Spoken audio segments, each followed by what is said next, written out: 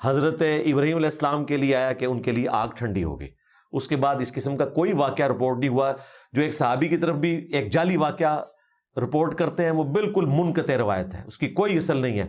البتہ اس قسم کے کئی واقعات رپورٹ ہوئے ہیں کہ صحابہ کرام کو رومن امپائر کی بیٹل فیلڈز میں آگ کے کڑاؤں میں جلایا گیا، شہید ہو گئے. یہ مرزا کے دجل کا چھوٹا سا نمونہ ہے کہ جو واقعہ اہل سنت کی مستند درجنوں کتابوں میں موجود ہے، اور ان کتابوں میں موجود ہے جن کی خود مرزا تعریف کرتا ہے اور سند کے ساتھ موجود ہے، اس کے متعلق مرزا کہتا ہے کہ یہ جعلی واقع ہے. اور خود مرزا سنا رہا ہے کہ صحابہ کرام رضی اللہ تعالیٰ عنہم کے کئی واقعات اس طرح کے رپورٹ ہوئے ہیں کہ ان کو کڑاہوں میں جلایا گیا اور وہ جل گئے، شہید ہو گئے. حالانکہ کسی صحابی کا اس طرح کا واقعہ کہ اس صحابی کو کڑاہ میں ڈال کر جلایا گیا ہو، کسی مستند کتاب میں سند کے ساتھ موجود نہیں ہے، ہمیں بغیر سند کے بھی نہیں ملا. یاد رہے مرزا نے صحابہ کرام کی بات کی ہے کہ صحابہ کرام کے متعلق کئی واقعات ان کے ایسے رپورٹ ہوئے ہیں. کسی ایک صحابی کا واقعہ مرزا دکھا دے، کسی کتاب سے ثابت کر دے، واقعہ صحابی کا ہو. عبداللہ بن حذافہ رضی اللہ تعالیٰ عنہ کا جو واقعہ کتابوں میں ملتا ہے تو وہ عبداللہ بن حذافہ رضی اللہ تعالیٰ عنہ کو کڑاہ میں نہیں ڈالا گیا تھا، ان کو نہیں جلایا گیا تھا، ان کو شہید نہیں کیا گیا تھا. ان کے سامنے مسلمان قیدی تھے، ان کو جلایا گیا تھا، لیکن ان کے متعلق یہ کہیں ثابت نہیں، کوئی تذکرہ نہیں ملتا کہ وہ صحابی تھے. بہرحال مرزا نے صحابہ کرام رضی اللہ تعالیٰ عنہ کی بات کر کے بھی ان کے کئی واقعات اس طرح کے ملتے ہیں. تو مرزا پر یہ قرض ہے کسی ایک صحابی کا اس طرح کا واقعہ دکھائے کہ اس کو کڑاہ میں ڈال کر جلایا گیا ہو، شہید کیا گیا ہو. اب جو بات سرے سے کہیں موجود ہی نہیں ہے، سند ہی نہیں ہے اس کی کہیں، اس کے متعلق تو مرزا یقین کے ساتھ اس کو بیان کر رہا ہے. اور جو واقعہ سند کے ساتھ مستند کتابوں میں موجود ہے اور درجنوں کتابوں میں موجود ہے اور ان کتابوں میں موجود ہے جن کی مرزا خود تعریف کرتا ہے، اس کے متعلق کہتا ہے کہ یہ جعلی واقعہ ہے، تو یہ دجل ہے یا نہیں. اور جس واقعہ کو مرزا نے جعلی کہا تو پہلی گزارش یہ ہے کہ وہ واقعہ صحابی کا نہیں، صحابی کے ساتھ پیش نہیں آیا تھا، بلکہ ابو مسلم خولانی رحمۃ اللہ علیہ جو تابعی ہیں ان کے ساتھ پیش آیا تھا. نبی پاک صلی اللہ علیہ وآلہ وسلم کی زندگی میں وہ اسلام لا چکے تھے، لیکن حضور علیہ السلام کی زیارت نہیں کر سکے تھے، اس لیے وہ صحابی نہیں، تابعی ہیں. ابو مسلم خولانی کو عیسائیوں نے آگ میں ڈالا تو حضرت ابراہیم کی طرح آگ نے نہیں جلایا. جی کوئی ثابت نہیں میرے بھائی، اللہ سے ڈر جائیں. یہاں مرزا نے ابو مسلم خولانی کا نام بھی لیا ہے تو یہ صحابی نہیں بلکہ تابعی ہیں. اب مرزا کہتا ہے کہ یہ واقعہ ثابت نہیں، اور یہ بھی پہلے کہہ چکا ہے کہ جعلی واقعہ ہے، اور ساتھ کہتا ہے اللہ سے ڈر جائیں. کیا مرزا کو اللہ کا خوف نہیں آیا؟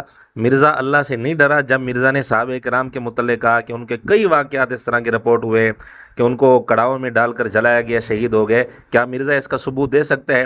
ضعیف سند کے ساتھ ہی پیش کر دے ثبوت. لیکن جب مرزا اس کا ثبوت دے ہی نہیں سکتا تو خود جو مرضی بیان کرتا رہے اور جو مستند کتابوں میں سند کے ساتھ واقعہ لکھا ہوا ہو وہ بیان کرنا جرم ہو جائے. اب ہم آپ کے سامنے سند کے ساتھ یہ واقعہ پیش کرتے ہیں اس کتاب سے جس کی مرزا خود تعریف کرتا ہے اور کئی دفعہ تعریف کر چکا ہے، درجنوں دفعہ. اس کتاب کا نام ہے الاستیاب، جو ابن عبد البر رحمۃ اللہ علیہ کی لکھی ہوئی ہے.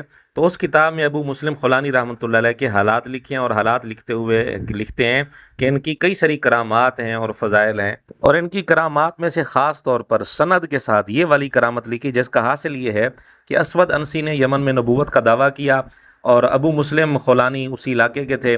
ان کو بلایا، انہوں نے اس کا کلمہ نہ پڑھا تو اس نے بہت بڑی آگ تیار کر کے اس آگ میں ڈلوا دیا، لیکن یہ زندہ سلامت بچ گئے. تو پھر اس کے چیلوں نے مشورہ دیا کہ اس کو یہاں سے نکال دو کسی طریقے سے، کہیں ایسا نہ ہو باقی لوگ بھی اس سے متاثر ہو جائیں. تو اس نے پھر وہاں سے اس علاقے سے نکال دیا. تو یہ پھر مدینہ منورہ پہنچے، وہاں سیدنا فاروق اعظم رضی اللہ تعالیٰ عنہ اور سیدنا صدیق اکبر رضی اللہ تعالیٰ عنہ سے ملاقات ہوئی. یہ تھا اس واقعہ کا خلاصہ جو ہم نے آپ کے سامنے عرض کیا ہے. مکمل واقعہ آپ کے سامنے ہم نے ڈسپلے کرا دیا ہے. اس واقعہ کو نقل کرنے والے راوی اسماعیل بن عیاش کہتے ہیں کہ میری ملاقات ہوئی ان لوگوں سے جو یمن کے علاقے خولان سے آئے تھے. تو وہ خولان کے لوگ کہتے تھے ان لوگوں کو جو انس کے رہنے والے تھے، یعنی اسود انسی کے علاقے کے رہنے والے لوگ تھے، وہ بھی مسلمان تھے اور یہ بھی مسلمان تھے. تو آپس میں جب ملتے تھے تو کہتے تھے تمہارے کذاب نے ہمارے آدمی کو آگ میں ڈالا تھا لیکن آگ نے ان پر اثر نہیں کیا تھا. تو اس کا مطلب یہ ہے کہ اس وقت بھی یہ واقعہ شہرت پکڑ چکا تھا، تلقی بالقبول حاصل کر چکا تھا، اور جو واقعہ تلقی بالقبول حاصل کر لے اس کے متعلق خود مرزا کہتا ہے کہ وہ قابل قبول ہوتا ہے، اس کو قبول کر لیا جاتا ہے، اس کو بیان کیا جا سکتا ہے. یہ واقعہ تو ہر ممبر سے بیان ہوتا ہے اس کا انکاری کون دنیا میں آیا ہے؟ ہوتا تھوڑا مولوی ہوئے کہ انہوں نے پوچھا ہے کہ ہونڈا سیوک کتوں آئی ہے، تو تے آیا سے سائیکل تے، لیکن وہ آپ کے سامنے کرے اور اسے کہا ممبر پہ کہہ کہ یہ واقعہ جھوٹا ہے، پھر مانیں گے۔ جن واقعات کو تلقی بالقبول اجماع امت حاصل ہو اس کے لیے سند کی ضرورت نہیں ہوتی ہے۔ مرزا نے اگر کسی واقعہ کو قبول کرنا ہو، لینا ہو، تو پھر اصول یہ ہو جاتا ہے کہ آج تلقی بالقبول اگر کسی واقعہ کو حاصل ہے، آج بھی اس دور میں بھی، تو وہ واقعہ بھی قابل قبول ہے، اس کے لیے بھی سند کی ضرورت نہیں۔ تو جو واقعہ شروع سے ہی تلقی بالقبول حاصل کر چکا ہو اور اس کی سند بھی موجود ہو اور آج تک اس کو تلقی بالقبول حاصل ہو، محدثین اس کو لکھتے آ رہے ہوں اور اس کو بطور کرامت کے بیان کرتے آ رہے ہوں، سند بھی اس کی موجود ہو، وہ کیوں قابل قبول نہیں ہوگا؟ الاستیاب کے علاوہ بھی یہ واقعہ بہت ساری کتابوں میں ہے، چند ایک نام ہم آپ کے سامنے اسکرین پر ڈسپلے کرا دیتے ہیں، ان میں سے اکثر میں یہ واقعہ سند کے ساتھ ہے اور بعض کتابوں میں بغیر سند کے ہے۔ ایک طرف وہ واقعہ جو سند کے ساتھ بھی ہے، تلقی بالقبول بھی حاصل ہے، محدثین نے، علماء اہل سنت نے اس کو کرامت بھی شمار کیا ہے، اس کو مرزا جعلی کہہ رہا ہے، جبکہ اس کی سند میں اگر کچھ کمزوری ہو بھی صحیح تو تلقی بالقبول کی وجہ سے وہ کمزوری دور ہو جاتی ہے، اور یہ اصول خود مرزا بھی مانتا ہے، جیسا کہ ہم آپ کے سامنے ایک ثبوت پیش کر چکے ہیں۔ اور دوسری طرف خود مرزا ایسے ایسے واقعات بیان کرتا ہے جس کا دنیا کی کسی کتاب میں ضعیف سند کے ساتھ بھی کوئی وجود نہیں ہوتا۔ مثلا یہی جو ساتھ اس نے بات کی کہ صحابہ کرام کے کئی سارے واقعات ایسے رپورٹ ہوئے ہیں کہ ان کو کڑاؤں میں ڈالا گیا اور جلایا گیا، شہید ہو گئے، تو کیا کسی صحابی کے متعلق اس طرح کی کوئی بات مرزا دکھا سکتا ہے؟ بے شک ضعیف سند کے ساتھ دکھا دے، لیکن صحابی کے متعلق ہو، وہ صحابی ہو جس کے ساتھ یہ معاملہ پیش ہوا ہو۔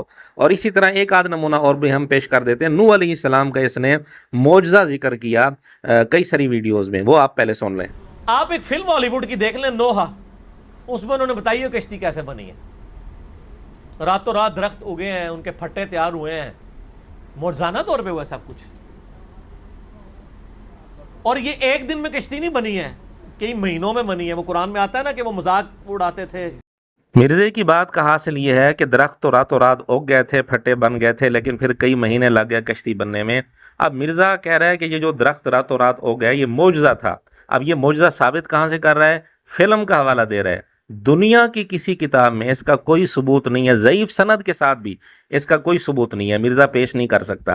یعنی جو واقعہ فلم کے اندر دکھا دیا جائے وہ تو مرزا کے نزدیک بیان کیا جا سکتا ہے، بے شک دنیا کی کسی کتاب میں اس کا وجود نہ ہو، لیکن جو واقعہ مستند کتابوں میں ہو، سند کے ساتھ ہو، محدثین نے اس کو کرامت کے طور پر بیان کیا ہو اور تلقی بالقبول بھی اس کو حاصل ہو، لیکن مرزے کی اگر خواہش نہ ہو تو اس کو بیان نہیں کیا جا سکتا۔ یہ ہے مرزے کے دجل کا ایک نمونہ۔ اور مرزا نے اس طرح کی بہت ساری اور بھی باتیں کی ہوئی ہیں جن کا دنیا کی کسی کتاب میں وجود نہیں ملتا، لیکن مرزا بیان کر رہا ہوتا ہے۔ تو بطور نمونہ کہ ہم نے ایک دو باتیں آپ کے سامنے پیش کر دیں جس سے مرزے کی حقیقت آپ کو سمجھ میں آ جائے گی۔